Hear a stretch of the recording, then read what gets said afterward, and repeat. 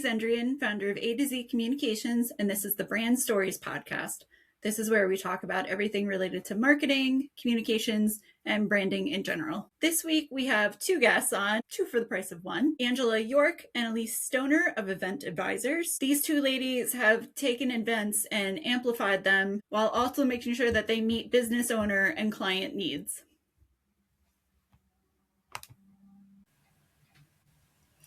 I could not be more lucky to have both Angela and Elyse of Event Advisors. How are you guys doing today? We're great, Allie. How are you? Good, thank you. I'm so excited that it's spring finally. We needed it. We do. Our business is bi-coastal, so whenever we get on the phone, it's like I feel like I'm talking to my grandparents. So how's the weather? How's it going? What's it doing there? What's it doing there? So Angela's had spring for a while, but I'm closer to where you are, and I am very happy. It may be fake, but I'll lean into it right now. Heck yeah. All day, every day. Shifting. We've had warm summer, spring, and now we're going to get rain. So we're completely screwed up. Oh, it's been that kind of a year, though, apparently. Mm-hmm. So my first question to everybody is, what is your favorite brand and why? And I guess we'll go alphabetically. Angela, do you want to go first? Sure. You know, Allie, I don't have one particular favorite brand, but three that would be an example of where I lean into would be Trader Joe's, and if you know, you know, and IT Cosmetics and athletic workout gear. And the reason I say those three is because the brands I like are those that know their customer and don't lean in so much to the trends and trendiness. What I like is the brands that have a timeless component to it. So you know what you're going to get, when you're going to get it, and it always fits where I'm at in my life.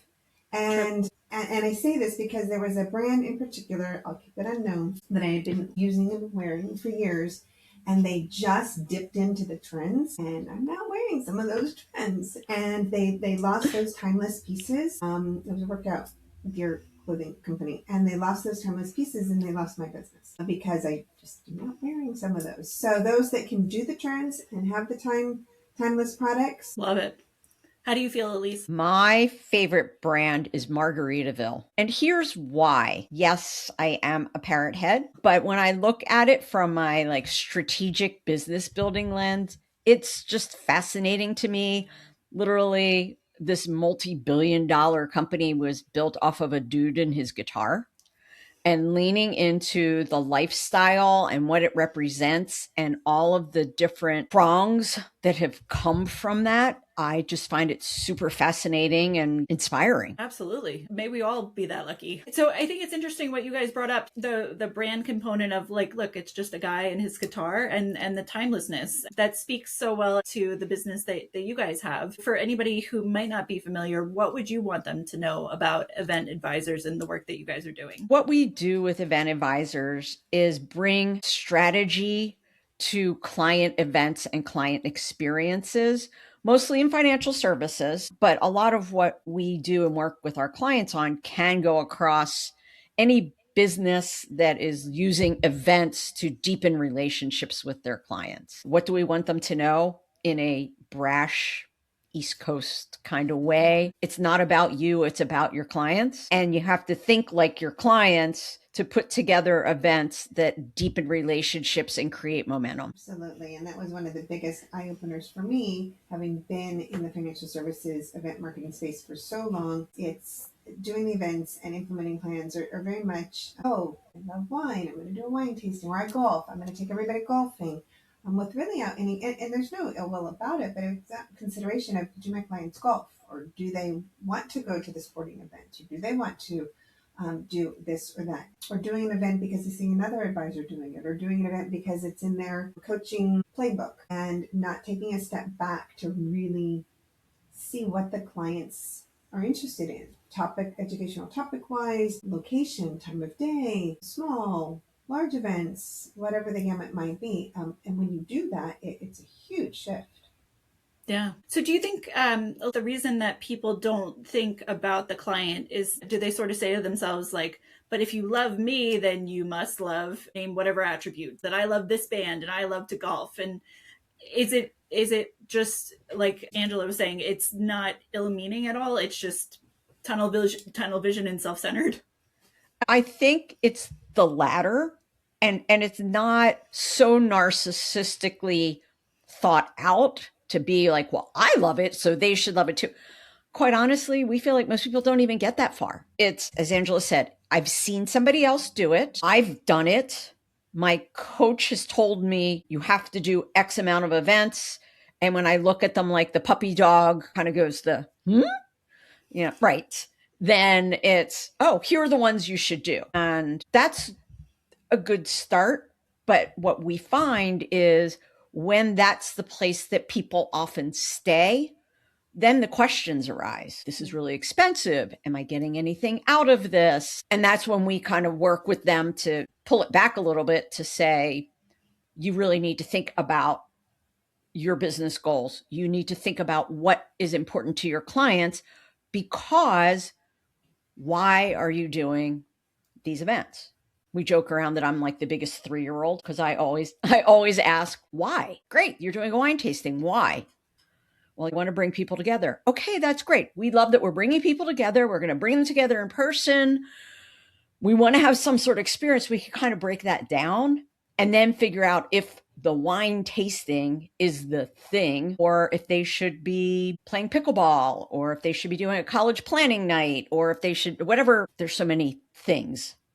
Yeah. How do you guys get that granular with the client? Do they sort of give you carte blanche to survey their clients, or how do you delve into the mismatch that happens? We do actually offer a service where we design, help the team implement a client survey, really just focused on events. And then we can take that data and put together an event strategy.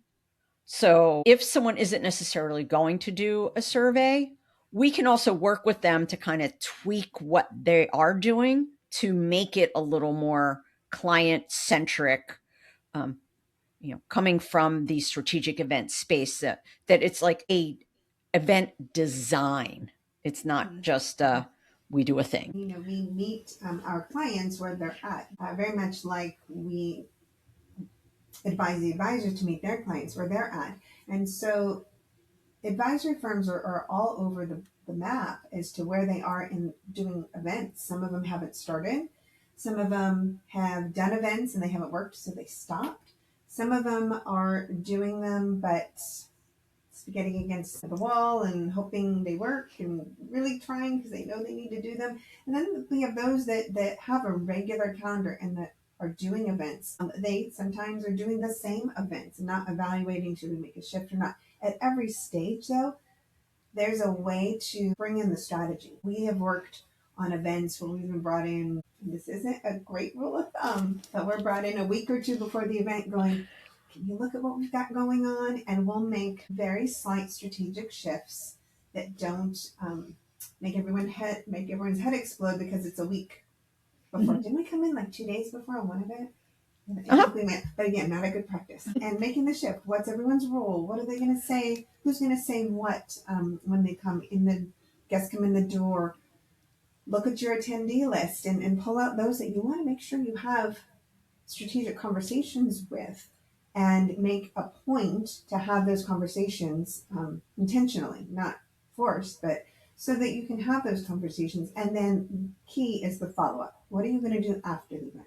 When we have the proper time to plan the calendar and or the event, which is about 8 weeks, we work through whether it's a new event, an event that's already in the calendar, a repeat event. What are the business goals? Are you trying to deepen the relationships with your next gen or the second spouse, or just deepen those current client relationships so that your accounts, your AUM stays and increases? And then tie those into the event goals, and then tie those into the logistics, and then build your follow up when you're planning your event, not the day after the event. Yes. So I give you both credit for hopping in at such late stages, because I could only imagine that that's quite the work that you have in front of you. So when you do find yourselves in those situations, what are the SOS signs from the client that says, you know what, for whatever reason, I feel like this is going south. I got to get some help. And the couple times that we have done that, it hasn't really been SOS. It's been curiosity, because again, we don't know. Thank you. True. So the idea of we're doing this thing and, oh, we either just heard about you or somebody connected us with you. It's almost like a test. Here's the thing that I have. What can you do to make it more strategic? Again, people talk in very broad terms. What can you do to make it better? There are some things we can do just based on our experience. Sometimes people are on the fence. I'll give you a great example. And Allie, I know we've talked about this, name tags, right? Mm-hmm. The whole idea, one of those SOS sort of like, again, I don't know, we'll say, do you have name tags? Well, I was debating, I don't know. And I'm like, the answer is yes. We even have a certain type of name badge that we really like. We send them the Amazon link. You can have it in your office tomorrow. Sometimes we can get into what goes on the name tag, like make the first name bigger than the last name. And explaining why that's really important, not only to build community amongst the people that are in the room, but for you and your team as the hosts. If you're seeing people out of context, sometimes it's hard to get into that mental Rolodex and go like, yeah. So Yep. Oh, absolutely. Getting back to the strategy, how you guys are going through and figuring out how to match the client to the kind of event or the business goal to the event. Is that going through the CRM and then therefore that needs to be super updated and whatnot? Or where are you gathering that information from? So if we aren't surveying, we do an onboarding call with the advisor team to kind of hear from them what they see their business goals are. And then we have some questions that we can ask. We don't touch client data, but we have questions we can ask. And we believe that the CRM is an amazing tool, not only for your events, but again, in this strategic portion of deepening client relationships. So we have lots of tips and case studies to show when people are executing events with what we call moments in mind, they're generating more information that they can put into their CRM that, again, can help them downstream with that client relationship outside of the room that we've just spent time in. Yep.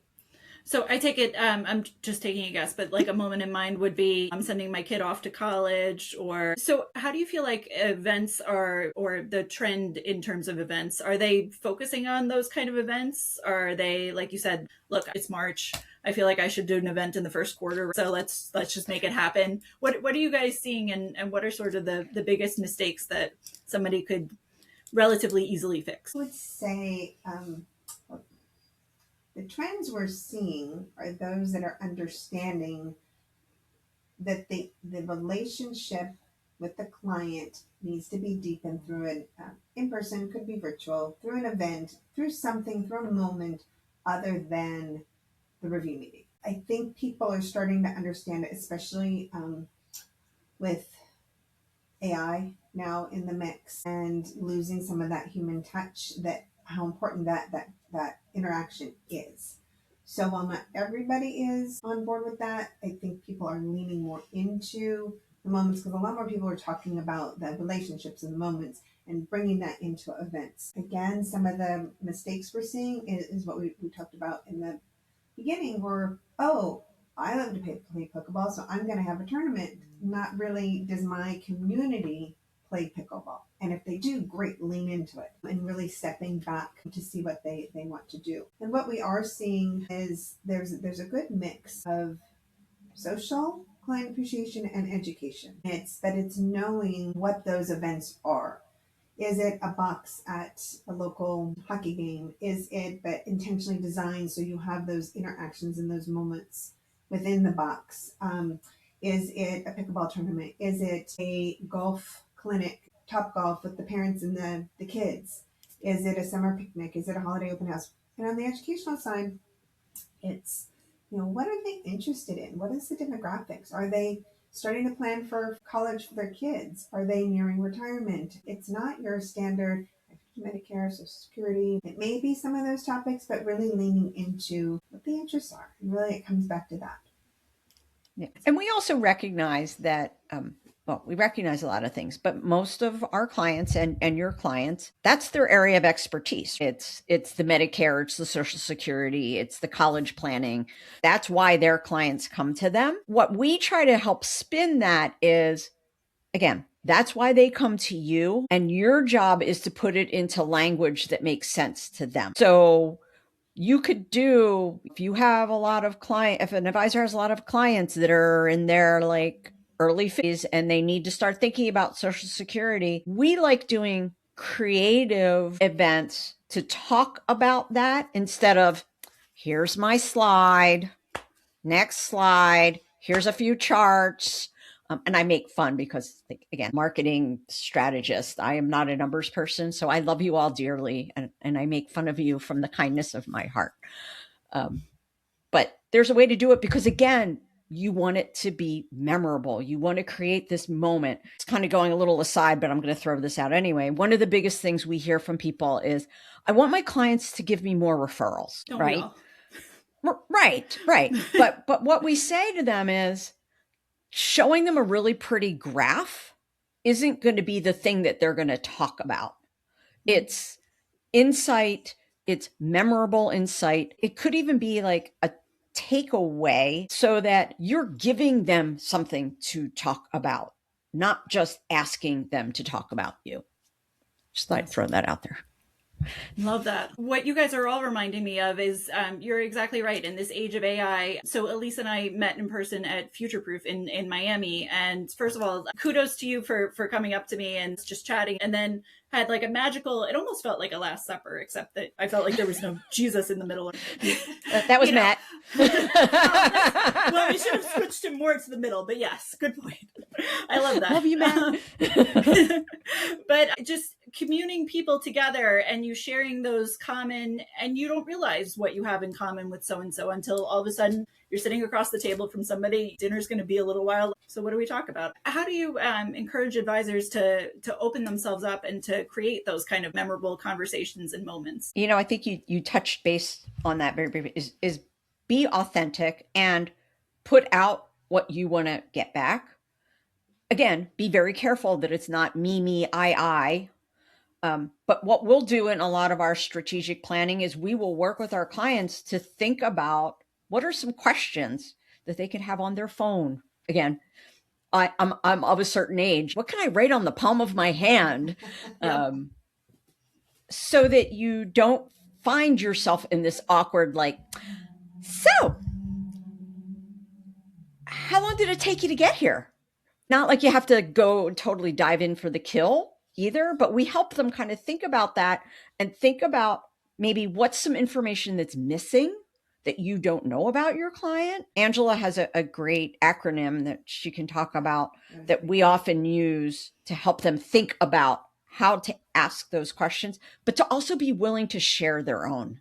So if you want to. So years ago, was listening to Duncan McPherson speak, and I don't know. So Duncan has this acronym FORM, and a lot of advisors use that, and it really helps, like the where do I start question. So FORM: family, occupation, recreation, and money. Usually in the social settings, you don't bring up money, but in the review meetings, you would. So how's family? What's going on? What's new? And it just starts a natural conversation. What have you been doing for fun? Have you trips, sports, occupation, how's work? And then in the review meetings, the money fuels the family, the recreation, and the occupation. But if you're in an event and you just don't, hey, where do I start? That's a nice sweater. Or how's the weather? It's tell me about your family. Empty nest, young, and then the conversation will start. Yeah. And you're absolutely right that if you don't share too, if you receive that response and then it's, oh, great, and you don't reciprocate with, by the way, my 2 kids are terrors. They're not, by the way, right. But, well, thank God. Yes, very true. But you're right that it doesn't keep the conversation flowing. So love that. That's a great tip. For anybody who's listening to this, who's like, you know what, like, should I be doing events? Should I not be doing events? Do I need somebody to help me? I feel like I could just do it on my own, right? How do you advise them how they should think about where they are in the timeline? The answer to that is everybody should be doing events in one form or another. A small couple client dinner, or 10 couple dinner, a larger event. Everybody needs to do an event. Everyone needs to start if they haven't already started. So that's really my mantra right now. So the long and the short of that is everyone needs to be doing an event in some capacity or another. It doesn't have to be big, doesn't have to be expensive. It can be done on their own. If you're a solo advisor or you just have a one staff member, we highly caution against it because it's a heavy lift. And then what will happen is there'll be pieces that you won't have time for, and that will get overlooked, and that will change the dynamic and the success of the event. We have services that really can help any team where they're at. We can come in and, well, really where we spend the most time is working in a consulting role with our clients, advisory firms who have at least one staff member who can find the venues and send out the invitations, and then we guide them through the strategic process. We also do the surveys that we talked about early on, where we will create the survey, guide the staff on how to administer it, and then we analyze all the data and we'll come back with a strategic event roadmap. We also have tools and services that help. We have some best practices. We have a timeline template where they can really kind of do the DIY of it with some of our insights and resources. We have a GPT where it's our voice and our experience, so they can kind of type in, I want help me with a follow-up plan, or help me with some messaging, or I'm really not quite sure of the type of venue for this type of event. It's very high level, but we have services that will run the gamut from try and DIY it to getting the strategic support. And then on some events, we will come in and roll up our sleeves and support the team to not only do the strategic consulting, but do some of those logistics.